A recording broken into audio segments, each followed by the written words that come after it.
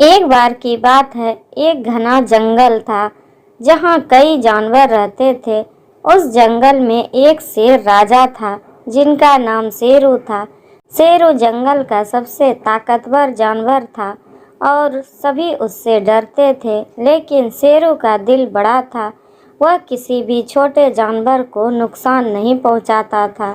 एक दिन शेरू शिकार की तलाश में था, तभी उसने देखा कि एक नन्ही चिड़िया पेड़ से गिर गई है और घायल हो गई है। शेरू ने तुरंत उस चिड़िया को उठाया और उसे अपनी गुफा में ले आया।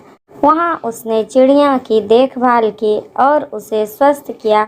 कुछ दिन बाद चिड़िया पूरी तरह ठीक हो गई और उड़ने लगी। वह बहुत खुश हुई और शेरू को धन्यवाद देने के लिए उसके पास आई। चिड़िया ने कहा, राजा शेरू, आपने मेरी जान बचाई है। मैं आपकी बहुत आभारी हूँ। यदि कभी आपको मेरी ज़रूरत पड़े तो मैं हमेशा आपकी मदद के लिए तैयार रहूँगी। शेरू हंसते हुए बोला, तुम इतनी छोटी हो, तुम मेरी क्या मदद कर सकती हो? चिड़िया ने मुस्कुराते हुए कहा, राजा, कभी कभी छोटा भी बड़ा काम कर सकता है। कुछ समय बाद जंगल में एक बड़ा शिकारी आया।